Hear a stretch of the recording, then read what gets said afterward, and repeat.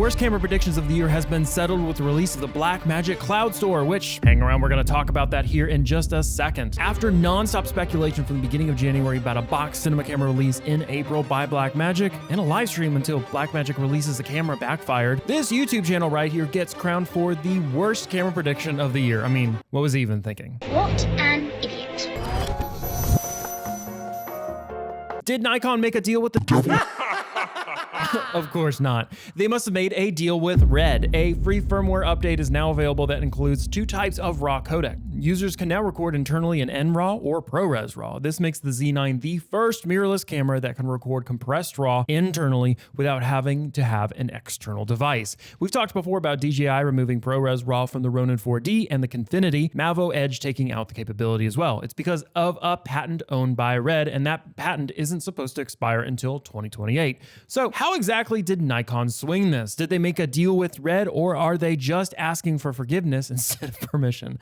Nikon's update also adds 12-bit NRAW at up to 8K 60p, giving you the chance to use 68 billion colors and extreme tonal range. Definitely a benefit for post-production, and it's important to note that NRAW is about half the size of ProRes RAW. But if you can record both formats, you've got plenty of possibilities.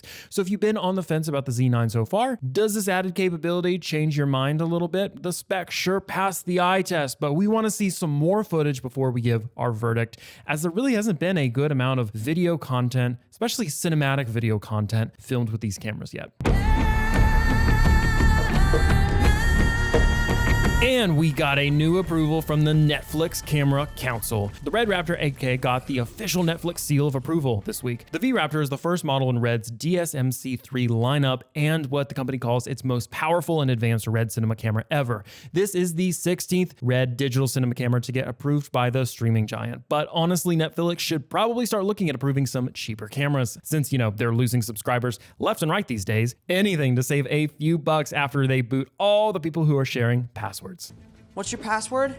Password. Did you hear all the buzzing during the USFL's first weekend of action? And we mean literal buzz here. If you are missing football as much as I am, you may have watched the inaugural weekend of the USFL and seen the drones in action. It was pretty wild to see what looked at first like normal Skycam footage suddenly fly along with the football as it was kicked through the uprights, or see moving shots from above the huddle or line of scrimmage. It was all shot on drones specifically built for the USFL. And it really goes to show that the league is pulling out all the stops to try to get this thing to work in the first place. In fact, Fox Sports plans to invest $150 million into the league over the next 3 years. Pretty crazy. And that plan includes many broadcast innovations and features to try to get people interested in spring football. So far, that means drones flying above kicks, players and coaches wearing mics during the live play, and even players wearing cameras on the field. And those locker room chats, no longer off limits. There were some technical glitches and problems with execution, of course, and the drones did produce a good bit of background noise. Can send it deep, William. Some even comparing it to Call of Duty Zombies.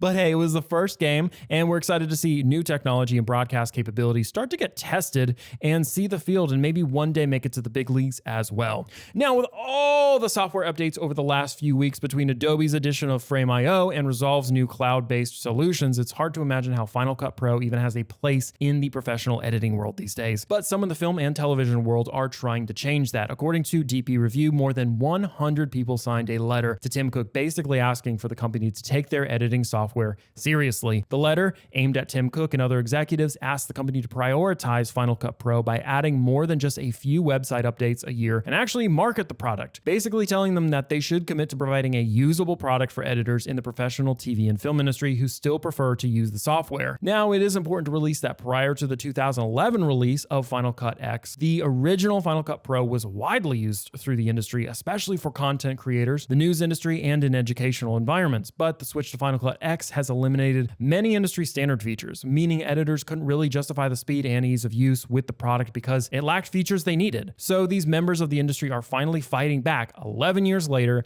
and asking Apple to get the product back up to industry standard and publicly market it. It definitely begs the question though, could an old school Final Cut Pro make a comeback soon? And that's an interesting question because it almost feels like Davinci is really Apple's big editor at this point with how much the two, Blackmagic and Apple, kind of work together. If you thought Blackmagic was stopping after all of the incredible news news from Monday's announcement, think again. There's a new update for the URSA Broadcast G2 that makes streaming even easier. Blackmagic Camera 7.8 public beta now allows you to directly stream to YouTube and Facebook through your phone. Just connect the URSA Broadcast G2 to a network through a tether or USB to Ethernet adapter, and you can instantly stream right to your favorite platform while recording that high-quality B-RAW master. I've talked about this update a bit more in the video from earlier this week, so if you're interested in what that could mean for Blackmagic's future plans, check that out. Also included in the update is added support from camera to ATEM streaming bridge. Now, when your streaming bridge is connected to an ATEM switcher, you'll get full support for camera control, tally, and talkback, meaning the camera operator can live stream to the studio while receiving instructions, correcting the color, and see when you're on air, all through one streaming link. If you plan to take advantage of this part of the update, make sure your ATEM streaming bridge is updated to ATEM switchers 8.6.5 to get the full support. You can now download the update for your URSA Broadcast G2 from Blackmagic's website.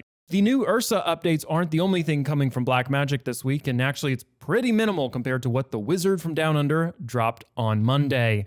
Davinci Resolve 18 public beta is here, and the features are crazy. The biggest feature ties into the remote collaboration capabilities. Blackmagic now offers Blackmagic Cloud, a cloud-based workflow where multiple users can work on the same timeline at the same time from anywhere. There's also a new proxy generator app that creates and manages your proxy files for you, and linking with your original media later happens with just a click. Imagine working out in the field on a shoot and having your editor back at a desk editing proxy files together into a rough cut edit before you even get home. So many possibilities. The update also includes some new Resolve FX, including Ultra Beauty and 3D depth maps, improved subtitling, Fairlight fixed bus to flex bus conversion, and more. Plus, there's a new way to automatically create chapters in your video when exporting QuickTime or exporting directly to YouTube. And if you have an Apple Mac M1 Ultra system, Blackmagic says Resolve 18 has 30 times faster playback and is the only software that can edit and grade 8K footage in real time. We've linked to more information about all the different features included in the update in the description below. Davinci Resolve 18 public beta is now available for download from the Blackmagic website, but be careful to back up all of your projects and everything before you do it and realize it's still in beta, so they did ask for a little bit of grace period to kind of get all the kinks worked out, so just keep that in mind. So obviously the biggest thing with Blackmagic's announcement was the new cloud-based file workflow capabilities, and with this new remote-based collaboration, they also unveiled a high-performance network storage solution. Enter the Blackmagic Cloud Store. The flagship level storage center has 4 10G Ethernet connections and a parallel memory core, and you can transport at max speed on each port at the same time. It can even handle 12K B-RAW. And if you're working with a remote team, you can set up a local cache through Dropbox to sync multiple drives. Plus, you can hook it up through HDMI to monitor the live status in real time, showing how much of the memory core is being used and who is working with it right then. This is definitely designed to meet the high-end requirements of the TV and film industry, and the budget, of course, because this thing starts just under 10K and only goes up depending on how many terabytes you need. A custom-built 320 terabyte model? Yeah, gotta be over 6 figures, I'd imagine. But if you want to get in on the storage party and don't need that level of storage or don't have that budget, Blackmagic is here to meet you as well. They're also releasing 2 lower-tier storage options, the Blackmagic Cloud Store Mini and the Blackmagic Cloud Pod. The Mini does a lot of the same things as the original, but with a smaller design. It also obviously has less storage and only features the 110GB Ethernet port and 1GB port. But you still get that live monitoring still through. Still a great option if you're sharing large media files with multiple users for editing, color correction, audio, or VFX work.